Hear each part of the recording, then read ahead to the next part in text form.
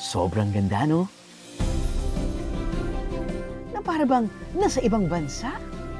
Halata-halata naman kung bakit pinupuntahan ng mga tao dito. Hindi po, mga ate! Dahil ang Highland Paradise ng Mindanao,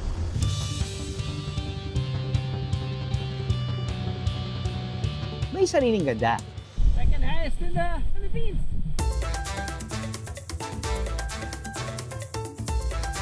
Ang mga nakain, lahat gugustuhin ubusin at simutin.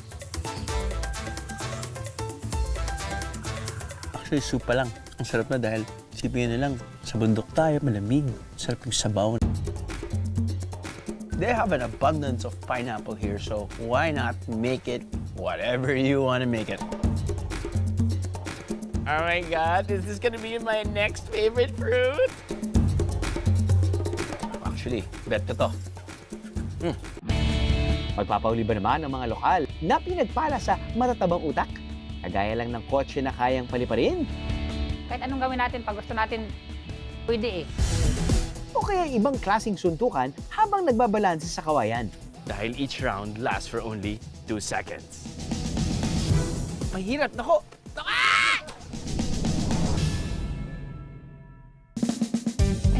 Kakaibang mga trip yan.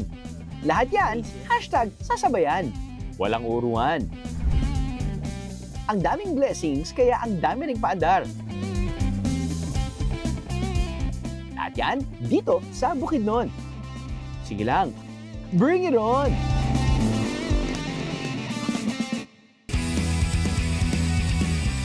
Sino ba namang mag-aakala na ang isang kotse kaya nilang paliparin? Scam. No, it's not true. Futuristic, but we need real. Kahit anong gawin natin, pag gusto natin, pwede eh. Iba ba ang nagtataas ang mga kilay? Dahil ililipad pala yon ni Ronnie lahat ng pagdududa sa kanya. Ang kanya kasing sasakyan, paragliding ang panlaban. Ang tanong, magtagumpay kaya siyang paliparin ng sasakyan? Kung ang pagbadyang panahon ang kanyang kalaban,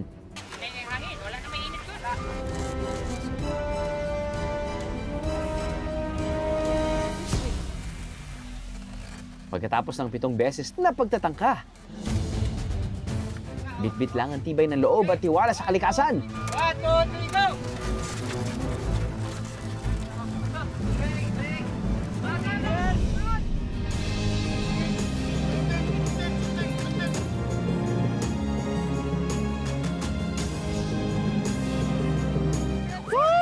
Lipad, Ronnie, lipad!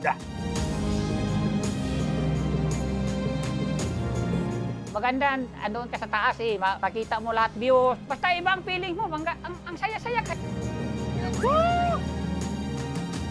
Brilyante ng hangin, hu! Kung lumilipad ka palagi kahit mag-isa ka, sobrang sarap. Parang lahat ng problema at saka pagod mo nawala. Kahit palit-ulit po paglupad. Masaya, masaya. Hindi naman daw sa pagiging mahangin, pero sa fun fly category sa taunang paragliding event sa Malitbog, Bukidnon, si Ronnie ang palaging winner. Pero kung gusto rin maranasan ng sayang hatid ng paglipad tulad ni Ronnie, bukas ang paragliding experience sa Malitbog, Bukidnon. Hindi tayo limitado pagdating sa panahon, sa pagpapalipad. Magsisimula sa umaga hanggat walang ulan, pwedeng magpalipad sa Malitbog. From January to December. May kasabihan na, when life gives you lemons, make lemonade. Pero sa bayan ng Talakag, Bukidnon, ang motto nila, when life gives you kawayan, gamitin sa suntukan. Sa pista ng barangay Duminorog, sa Talakag, Bukidnon, ginanap ang kauna-unahan nilang bamboo boxing.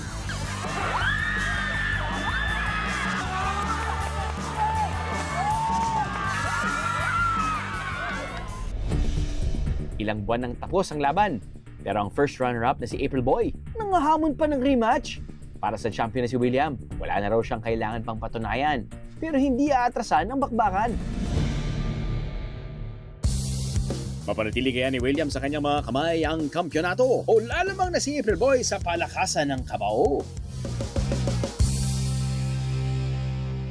At dahil nga every January tuwing Santo Niño Fiesta dito sa barangay Dinumorog. Aba, nagbabakbaka ng mga tao gamit ang bamboo. Magkakaroon po tayo ngayon ng rematch. Si William ang nanalo at si April Boy na natalo. Sino kakanta? Sinong mahuhulog? Sinong mahuhubo? Malalaman natin ngayon. Bukod sa no hitting below the belt, ang pinaka-importante at dapat pakatandaang rule sa boxing na ito, bawal malaglag sa kawayan. First to 3 laglags, matik na talo! Round 1. Walang kabog-abog. Sunod-sunod na suntok agad ang pinalanding ni April Boy. Walang nanalo. Tay! Round 2, fight! Ang defending champion naman na si William ang bumanat. Mahirap, nako. Hindi lang pala malakas ang kamao. Mahigpit din kumapit ang hita ni William sa kawayan. Durug-durugan talaga dito sa barangay Dumulug. At sa huling round, mapatumba pa kaya ni April Boy si William o hindi bibitawan ng defending champion ang kanyang titulo? Dahil each round lasts for only 2 seconds. 1, 2. Sabi ko sa'yo, 2 seconds. 3 rounds. Teka, ito na nga kasi ang nangyari. At ang kampiyon ulit, si William Shatner. Ito po, ang ating kampiyon is si William.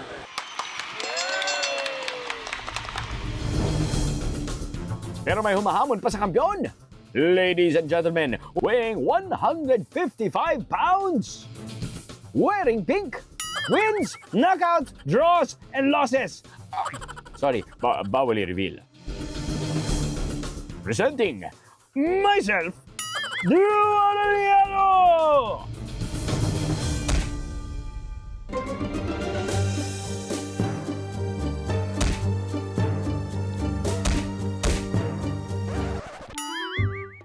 Forma lang, ox na yun. Ang bawang suntok sa katawan at ilang laglag sa putikan, dineded ba ng defending champion na si William para ma-hook ang pagkapanalo?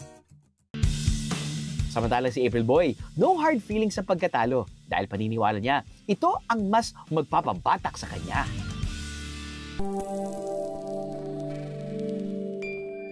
Kapag nasa Bukidnon, walang ulats at mapapasabi ka talaga na sumakses ka sa buhay kapag nasilayan mo ang mga tanawing ito. Bukidnon is the largest province in Mindanao with different cultures and different activities na pwede ninyong ma-enjoy dito.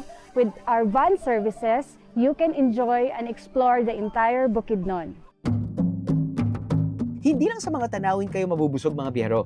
Dahil ang Bukidnon, may prutas na handog na mapapasabi kayo ng, what is the meaning of this? Prutas na mukhang langka, pero amoy durian. Huh? Nakalasa ng langka? Ah, pero kasi creamy ng durian? Yung totoo, ano ba yan? Isa sa mga nagtanim at nagpaparamin to, ang farmer na si Jong. Sa ngayon, unti-unti nang umuusbong ang sempedak sa iba't ibang bahagi ng Bukidnon. Sa Bukidnon po talagang napakahiyang nitong itanim kasi mataba ang lupa, maganda ang klima. Alam to ng pamilya ko, hindi ako masyado fruity guy. Mahilig ako sa saging, mahilig ako sa mango, pineapple, orange. Pero basic lang ako. Pagdating sa mga durian, yan medyo complex yan sa aking panlasa. At kahit na ilang beses na natin, multiple times sa show, for over 20 years, tinitikman natin ang durian, talagang iba pa rin yung lasa niya sa akin.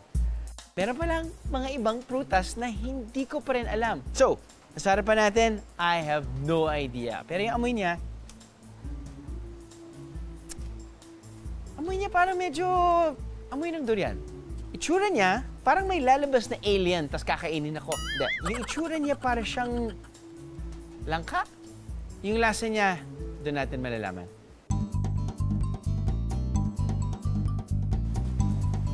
Ooh! Ngayon, amoy langka na siya. So, teka, Teka, ang bango ng amoy niya. Hindi siya amoy durian, pero itsura niya parang durian. Oh my God, is this gonna be my next favorite fruit?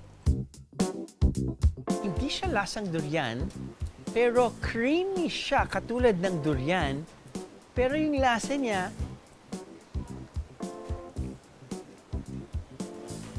parang siyang langkay, pero yung itsura niya durian.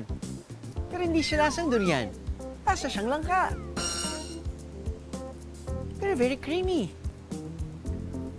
Galing. Oh yeah. I mean, pag sa durian pa lang, isang lasa lang, alam ko na parang very acquired taste yun. But this one, it's very creamy, very pleasant, very sweet. Ito ang sempedak. Nakapamilya naman pala talaga ng langka. Tulad ko, makilala at magustuhan din kaya ito ng mga lokal. Bangong nangka na may durian po. Siyang lasang mix ng durian na may halong nangka po. This is my first time seeing and eating this fruit here in Bukidnon po. Maraming mga bitamina makukuha dito sa pagkain ito. So masarap siya, masarap. Matamis. Usapang matamis baka nyo, hindi pwedeng mawala ang agricultural treasure ng Bukidnon, ang pinya. Na hindi nilang toppings, ginawa na mismong flavor ng pizza. Dapat nga bang isama ang pinya sa pizza? Ang debating yan, ngayon natin tutuldukan. Pineapple pizza. Matagal na itong debate na to. Sa probinsya ng Bukidnon, hindi lang pininyahan ang sinasangkapan ng pinya, kundi samut-saring delicacies. Pine-tastic kaya ang lasa o appealing lang sa mata? Pineapple, Bukidnon. Very synonymous. So, imposibleng hindi natin i-feature ang pineapple. May team ayaw ng pineapple na pizza sa pizza at may team naman na okay yung pineapple sa pizza. Eto, nag-double down sila. Pineapple lang talaga yung meron. At I'm assuming keso. Ayun. So, malambot yung dough, parang tinapay. Familiar kayo sa keso na ginamit?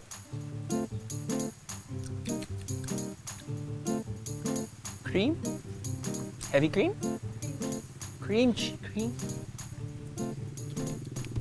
Ako team pineapple ako sa pizza dahil ako yung tao na enjoy ako sa iba't ibang flavor sa aking mouth. Savory, spicy, sweet, medyo sour. Okay lang yun sa akin kaya gusto ko yung mga halo-halo sa plato ko. Slice of Bukidnon, but make it to go. Diba? Kung Cebu may dried mango. Hello? Bakit walang dried pineapple? Fibrous pang pineapple. Wow. Actually, bet ko to. Hindi rin papahuli ang frozen pinya. Pineapple ice cream inside real pineapple skin. Kita mo pa lang alam mong galing sa freezer na Hindi naman lumalamig ng ginto kalimig dito sa Bukidnon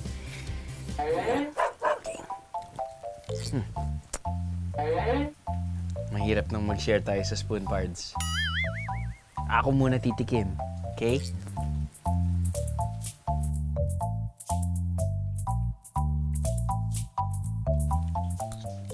I mean, they have an abundance of pineapple here, so why not make it whatever you want to make it with anything. Pero ang ganda ng presentation dahil, syempre, hindi lang yung nasa tub. Ito talagang nilagay nila sa pineapple fruit.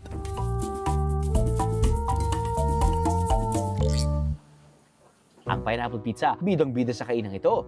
Tulad ng mga pinya, garantisadong fresh at plakado ang bawat pizza nila.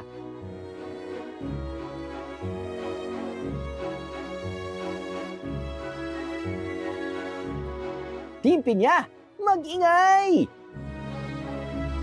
Yung Bukidnon Pineapple Delight is inspired syempre sa ating Bukidnon's best pineapple. So fresh made jam from Bukidnon. Ginawa namin siyang double kill kasi lahat pineapple. Pero ang kanila raw mga pinya, hindi lang full of sweetness at sustansya. Ito'y action-packed din.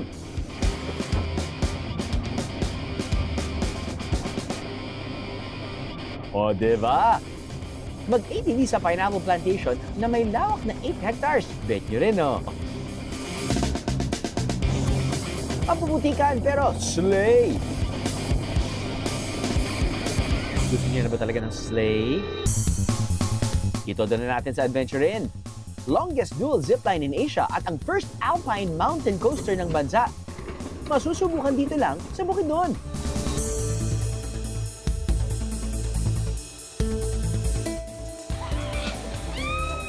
Bago naging forest park, bahagi ito ng kabundukan na dating nakalbo dahil sa pagtutroso. Ngayon, buhay na! Matatagpuan sa paanan ng Mount Kitanglad ang forest park. Meron itong 11 rides na hindi lang pangwasakan. May mga pang-demure naman. Pero bilang ang longest dual zipline sa buong Asia ang ating susubukan, marapat lamang na 2 OA ang tumesting niyan. Wait lang po! Wait lang po! Let's go!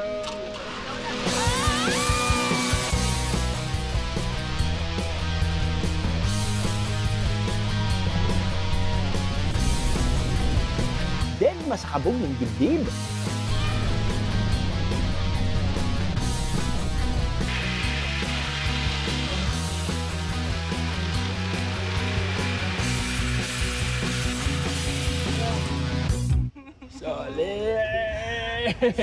Umabot ang hanggang 90 kilometers per hour ang bilis nito at may habang 840 meters.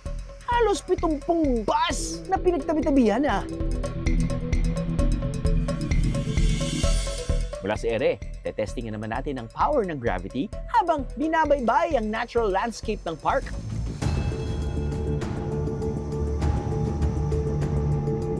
...600-meter alpine coaster na nakokontrol sa pamamagitan ng paghila at pagtulak sa handlebars.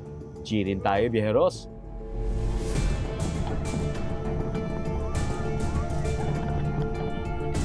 Let's create something siguro, a playground that takes advantage of the ambience of the natural park. Pero kung palakasan ng guardian angel na nature trip ang hanap, trek sa second highest waterfall ng bansa, kakasa? Oh, kaya nyo na yan, guys. Height na mga 5 to 10 minutes galing dito, punta doon sa may view deck. At saka pag dating natin sa may view deck, doon tayo magsagawa ng ritual.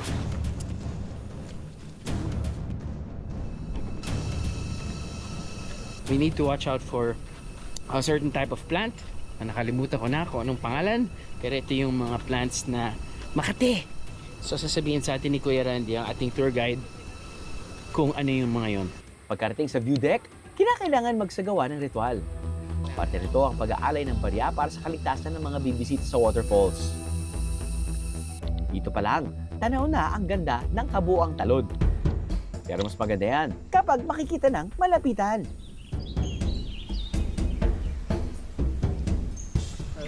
Not the easiest, but a bit challenging dahil nakaulan lang at very shaded yung area na tong trail na to, so it means that the terrain can't be dry fast enough, so terrain is a bit soft, slippery. Ito ang literal na expectation versus reality. Ano siya? Face the wall. Nakadot lang ito. 1 minute. Yes, pero nagkilang. Yan yung mga 30 minutes na. Pilaya! Unsaya, 30 minutes. Oh, pinaka. After less than 20 minutes and 60 hingal per second, Second highest in the Philippines. Guerreros, welcome to Mindamora Falls. To be honest, galing lang ako sa karera, so yung pag umaapa ako bababa, pero pareho ako nararamdaman ng mga masakit. But hey, it is what it is, right? But then again, pag babawi nyo dito, makikita naman natin kung gaano kalaki. Makikita natin kung gaano kalakas yung rumaragas ang tubig. Apparently, kapag rainy days, bawal talaga lumangoy. Pero pag summer, medyo lesser yung pressure or yung patak ng tubig pababa, pwede pa rin langoyan. Although, kapag rainy days ngayon, rainy day season, pwede pa yata kayong mag-trek 1 hour paakyat. And maybe you could swim kasi there's a natural pool. Kung gusto nyo ng natural treadmill, umapa kayo sa mga bato na malapit sa falls at sa sobrang slippery niya, pwede kayo tumakbo in place. Sisiw man sa inyong paningin, ako'y nahirapan din. Nadali na nga ako. Ayan o. Galing. But anyway, definitely nice to take pictures and videos. So, bida na naman kayo sa social media accounts nyo.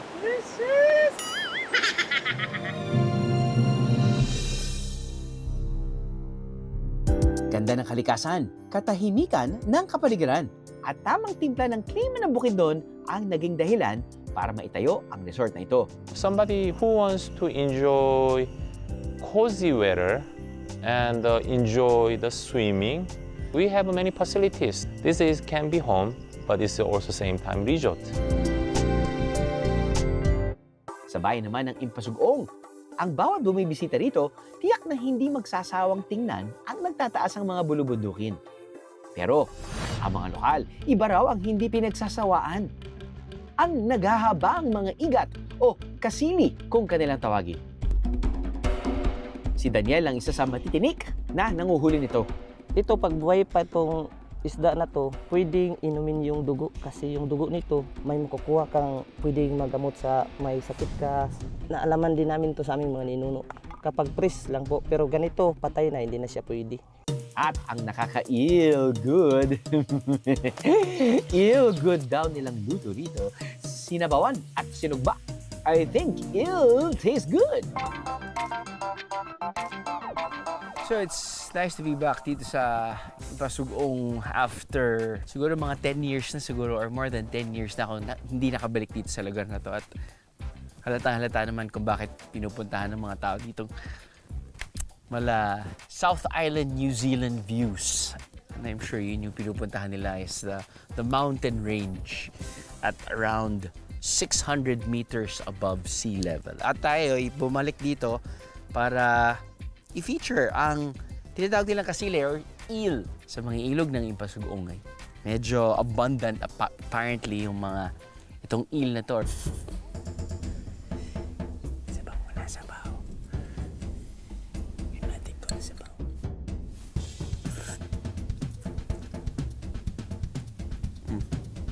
Actually, soup pa lang.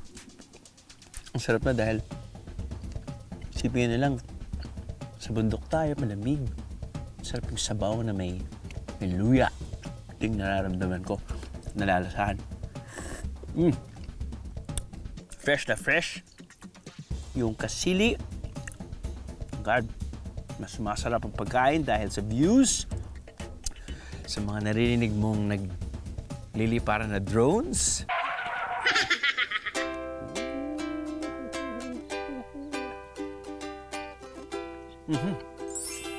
Sarap.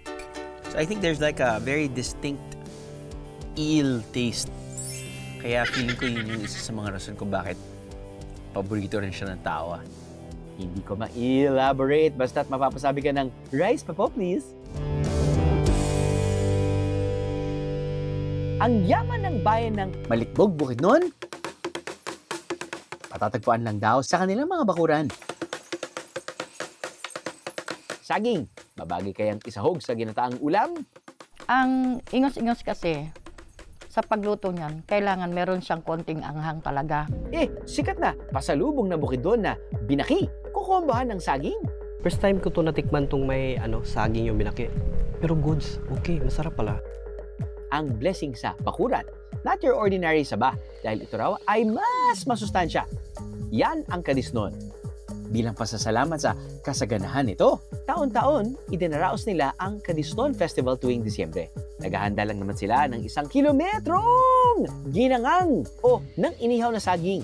At ang isa sa highlight ng pagdiriwang, ang cooking competition na syempre bida ang Kadisnon.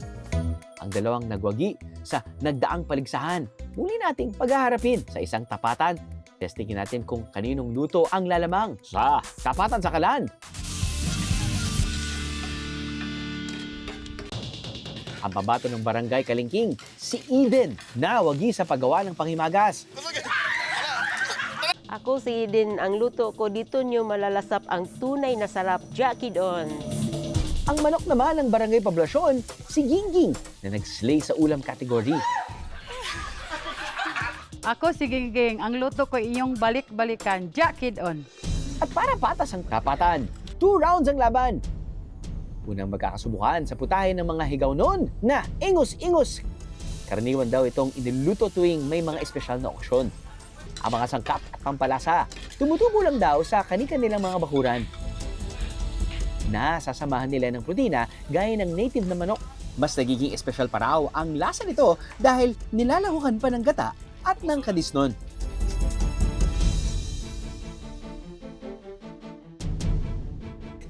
Kaninang timpla kaya ang pasok sa panlasa ng mga lokal? Ito medyo manghang. Ito hindi. Pero parehas siya na creamy. Paras masarap. Medyo manghang siya. Okay yung Since mahilig ako sa spicy, ito yung bet ko. Ang ingos-ingos kasi, sa pagluto niyan, kailangan meron siyang konting anghang talaga. Lahat ng boto, kuhang-kuha ni Gingging. Makasungkit pa kaya si Eden ng puntos kung ang sunod na paglalabanan, pinakisnon o ang mga pagsasanib lasa ng kadisnon at ang binaki na beloved delicacy ng probinsya na gawa sa kinayod na mais. Meron kayang lalamang o may gumugusto na magkatay? first time ko to natikman tong may saging yung binaki. Pero goods, okay, masarap pala. Ito medyo matamis. Ito sakto lang yung blend nung kadisnon at saka nung mais. Itong isa, masyado siyang matamis. Tapos, nawala yung kadisnon na puro siya mais. Mas to sa pasok sa panlasa ko kasi yung saging na kadisnon, mas nalalasahan ko. Ang tapatan sa kalan, kadisnon queen! Si Gingging! Aba, matamis pa sa hinog na saging ang smile ah. Maliit man sa inyong paningin, ang ari ng kanilang bayan, pangmalakasan. Locally grown, homegrown siya. Sa mga bakuran lang ng mga bahay-bahay natin ito tinatanim. But despite that na walang plantation, ito ay nakakapagbigay ng malaking economic opportunity sa amin, sa mga taga-Malitbog. Simply because sa isang linggo kaya namin magpadala ng mahigit kumulang 10 tons na saging sa Luzon. At sino mag-aakala na sa panahon ngayon, ang isang kilong saging, 5 hanggang 10 piso lang. Talagang kapag ang biyaya ng kalikasan inaalagaan, tiyak na mamumunga yan. Aside from our natural resources here in Bukidnon, and the natural beauty, we are also rich in culture.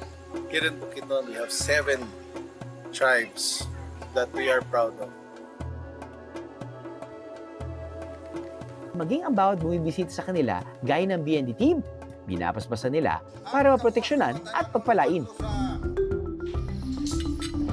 Sa mga bisita na yan, pupunta lang na lugar na ako rin. Ang mga inialay na manok, pinakuluan ng walang halong pampalasa. Kinakailangan kasing magpanamulot o kukurot ng konti sa alay ang bawat isa. Saka bibigyan ng galang o tansong pulseras na magsisilbing proteksyon.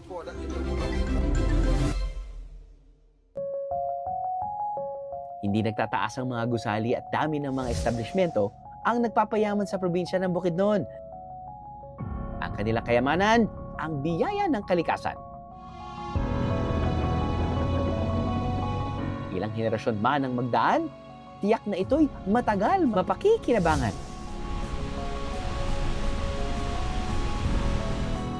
At dahil lubos nila itong pinahahalagahan at pinangangalagaan.